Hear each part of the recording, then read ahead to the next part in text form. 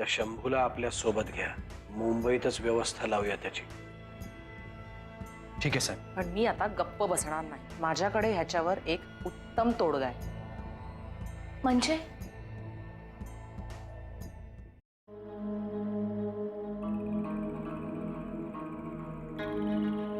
हे बघा, या विषयाला एवढं मोठं करण्याची काहीही गरज नाही. अहो, अहिल्याताईंच्या बोलण्याकडे किती लक्ष देणार आहात? कोण बोलतंय यापेक्षा काय बोलतंय याला महत्व जास्त आहे. हा विषय खरंच इतका मोठा नाही. ते सगळ्यांशीच तसं वागतात, तसंच बोलतात. पण आज त्यांच्यामुळे तुम्ही तुमच्या भावाबरोबर भांडला. ती तुला काय वाटेल ते बोलत होती जानकी. बरं झालं तो आला मध्ये, नाहीतर आज अहिल्याला जन्माची अद्दल घडवली असती मी. किती काळ सहन करायची तिची बडबड. सोडून द्या ना हा विषय. उगीच त्यांच्याबद्दल बोलून हा विषय चर्चेत आणतोय आपण. एखादी चर्चा मी सुरू करू शकतो तर ती कायमची बंदही करू शकतो. अहिल्याचं तोंड बंद करायची वेळ येऊन ठेपली आता. अरे काय हे नरसिंह, वामन एक लहान आहे, पण तू तरी भान ठेवायचंस. आता बाई कसल्या भान असण्या नसण्याच्या गोष्टी करतेस. भान तुम्ही किल्लेदारांनी सोडलंय. मुळात आम्ही भाऊच नाही तर लहान मोठ्याचा प्रश्न आला कुठे? तू आणि तुमचे सगळे किल्लेदार. ए बाबा, मी किल्लेदार नाहीये. असलेस तर माहेरची. उगाच माझ्यावर ओरडू नकोस. मला काय म्हणायचंय ते तुला चांगलंच कळलं आता बाई. तर तुम्ही सगळे किल्लेदार तुमच्या मार्गाने आणि मी माझ्या मार्गाने. अरे म्हणजे तुला काय म्हणायचं आहे? त्या मूर्ख बाईच्या बोलण्यावरून तू आमची सगळ्यांची परीक्षा पाहणार आहेस का? परीक्षा तुम्ही घेतलीत माझी इतके वर्ष. किल्लेदार आडनावाच्या कुबड्या दिल्यात आणि अचानक त्या काढून घेतल्यात. नरसिंह, अहिल्याचं मत म्हणजे सगळ्या घराचं मत होऊ शकत नाही. ते मला माहित नाही आता बाई. आता तुम्ही सगळे समोरासमोर बसा आणि ठरवा काय ते. मला फक्त एवढंच माहिती आहे, मी आणि जानकी हे घर सोडून कायमचे चाललोय.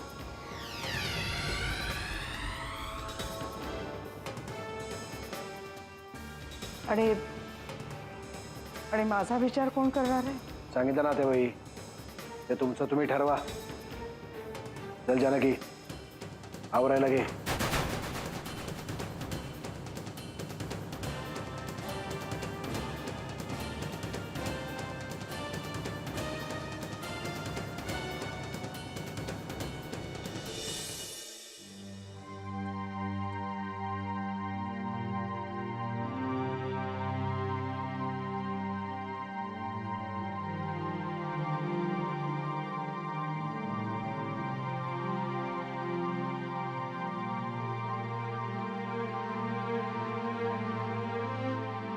आत्याजी,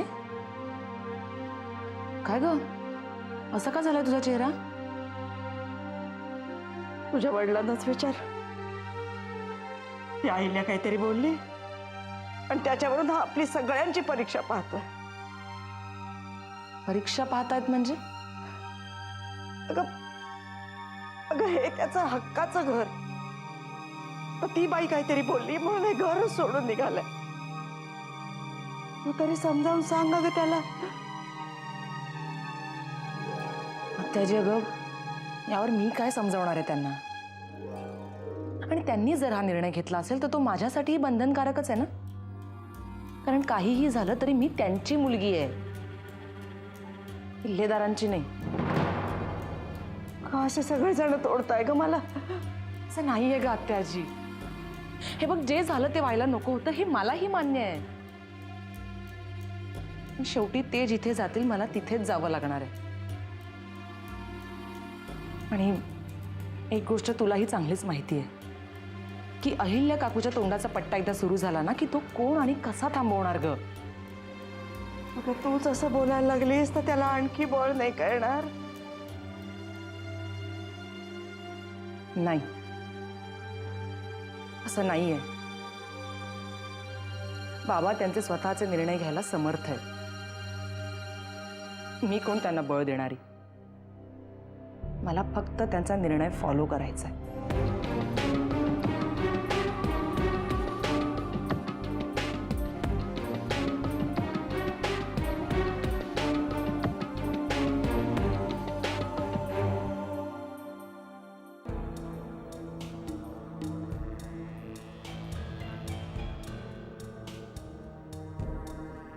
आज पहिल्यांदा मला तुमचा अभिमान वाटतोय. आज खऱ्या अर्थाने तुम्ही मला ओळखलं. पाहिलंत ना त्यांच्या नाकाला कशा मिरच्या झोंबल्या ते. पहिल्या जे काही घडलं ते मला स्वतःला फारसं पटलेलं नाहीये. आज तुझ्यामुळे मी दादाला तुम्ही काय सारखं दादा दादा करताय?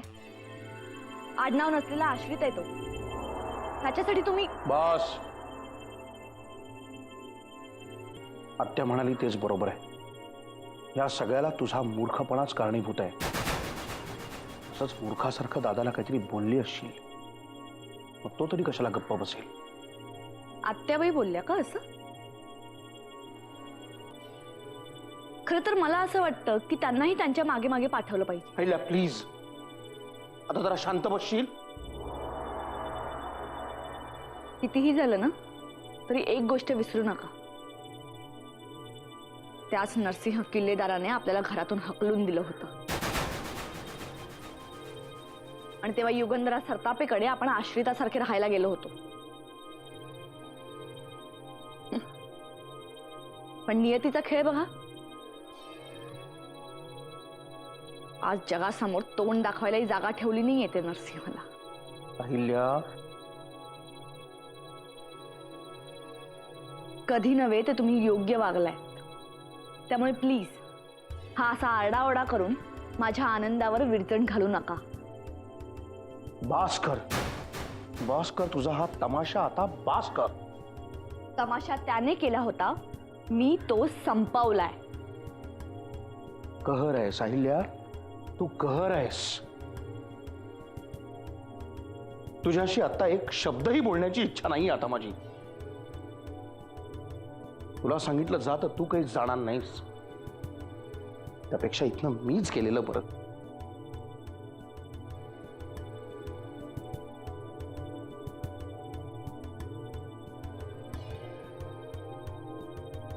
ज्याला जिथे जायचंय त्याने जावं, पण मी इथून हलणार नाही. कारण आता मी या घराची मालकीण आहे.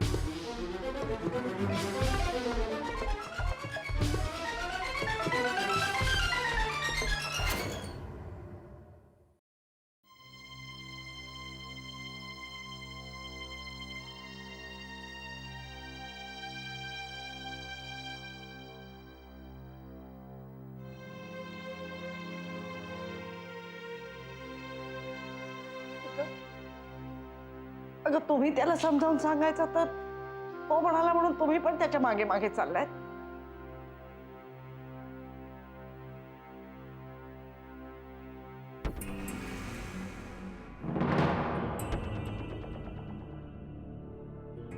आता हे पाय पण माझ्यासाठी परके झाले तर एका क्षणात तूच परक केलंयस मला. कोणी कोणाला परख केलं याविषयी न बोललेलंच बरं आत्याबाई. येतो मी. चल जानकी.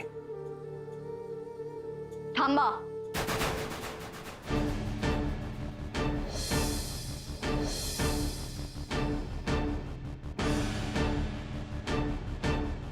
जानकी, जाण्यापूर्वी अंगावरचे सगळे दागिने काढून ठेव.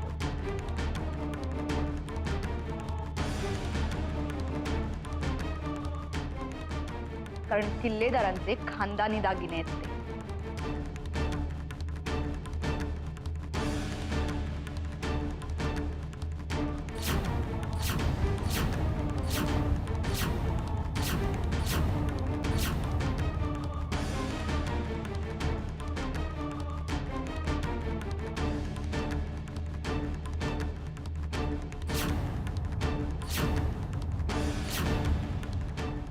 अहिल्या, ते तिचं स्त्रीधन आहे.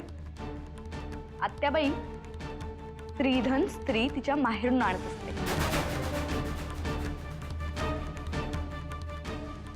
आणि हिच्या घरी काय परिस्थिती होती हे आपल्या सगळ्यांना चांगलंच माहिती.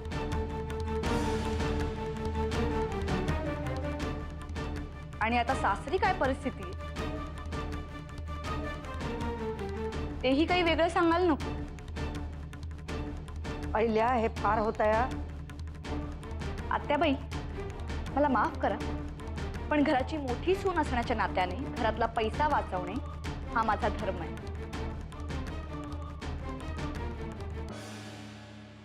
आणि घराच्या चाव्या माझ्याकडे असल्यामुळे मला तो अधिकारही आहे.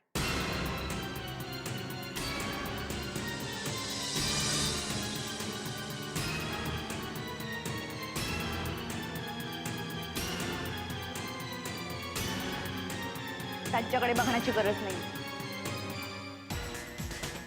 कारण हे सगळे अधिकार घरातल्या कर्त्या स्त्रीला त्यांनीच दिले. जानकी, माझे सगळे दागिने मी आताच काढून ठेवले. आणि तुम्हाला हेही हवे असतील?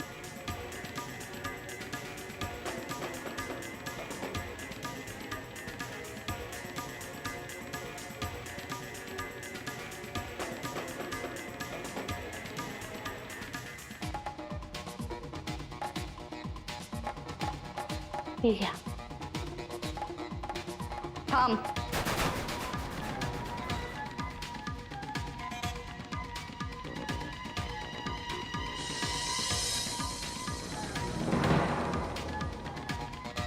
काहीतरी विसरते.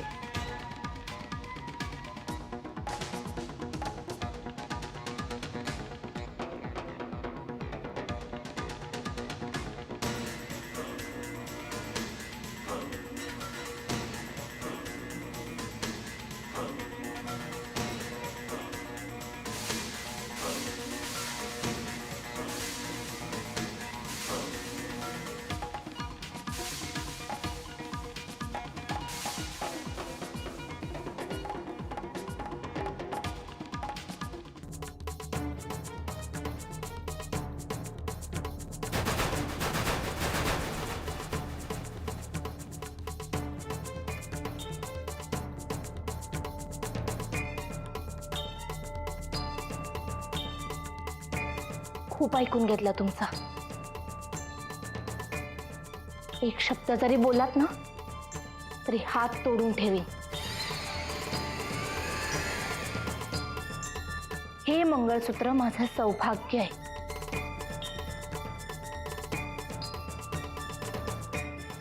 माझा अहंकार आहे, माझं अस्तित्व आहे. कळलं?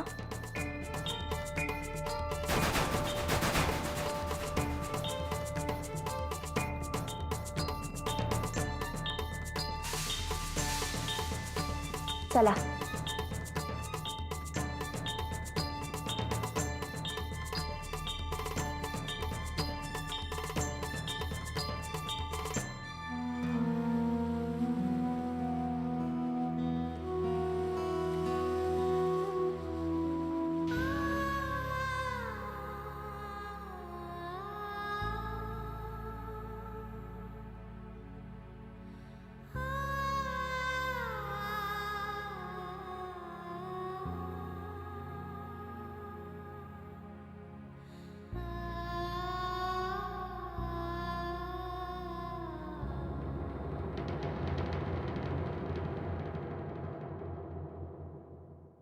घे, जानकीला नेऊन दे. तिला म्हणावं आईने दिलेत. मोठ्या साहेबांसाठी लाडू पाठवलेत, त्यांना लई आवडतात ना. थोडे लाडू इथं पण ठेव ना.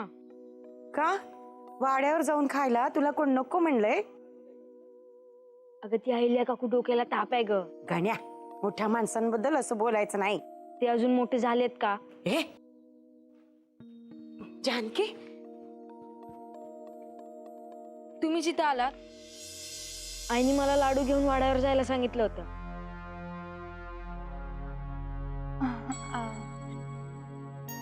गण्या तुझा अशी अचानक आलीस? हो. अमृता चल ना. चल अमृता, ये. हो. या जावई बापू. अमृता ये ये.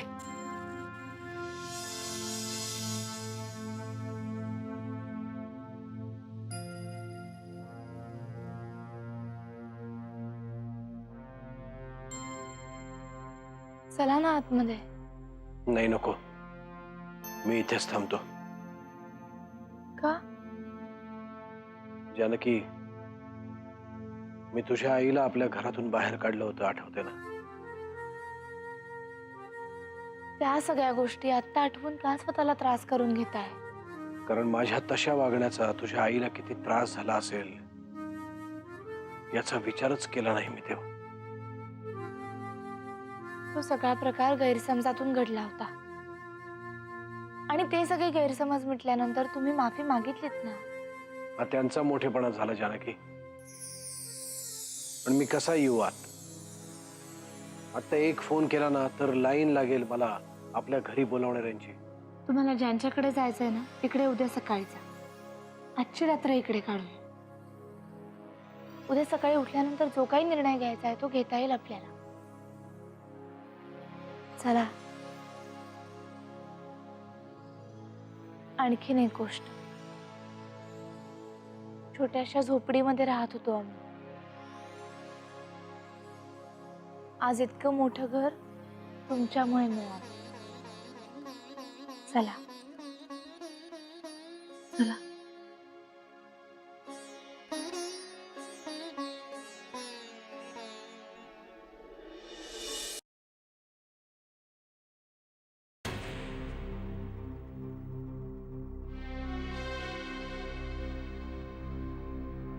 ज्याच्याशी आपला काहीच संबंध नव्हता त्याच्यासाठी तुम्ही एवढं का रडताय?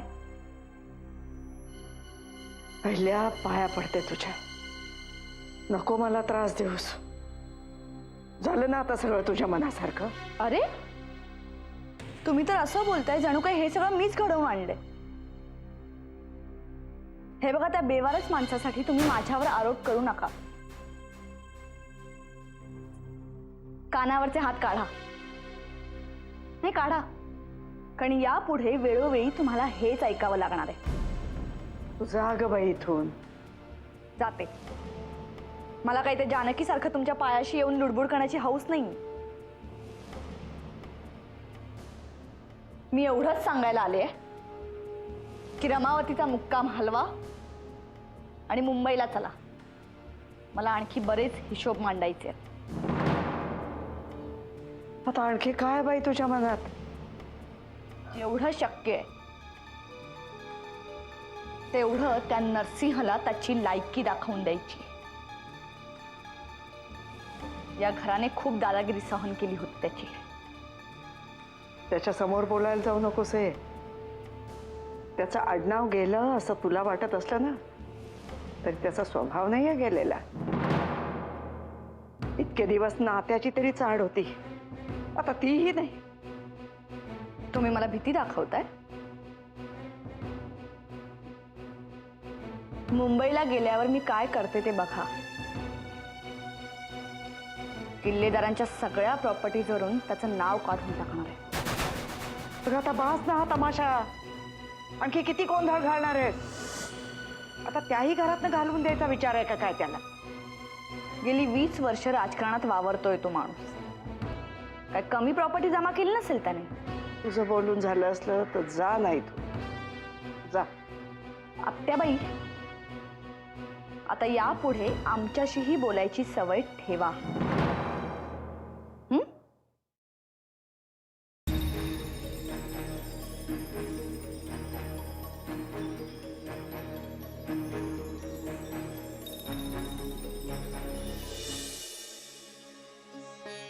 नको, मला भूक नाहीये. अहो असं काय, अजून एक बी चपाती खाल्ली नाही तुम्ही. घ्या. हो जावे बापू, अहो वाढणाऱ्या हाताला असं थांबवायचं नसतं. असू दे. अहो लय दिवसांनी जेवायला आलायसा तुम्ही. अगं बघित काय बसलीस, वाढ की त्यासनी. हो, तिला स्वतःलाच एवढी जेवायची घाई लागली असेल, तिचे दुसऱ्यांकडे लक्षच नाहीये. फटके खायची वेळ झाली आहे तुझी.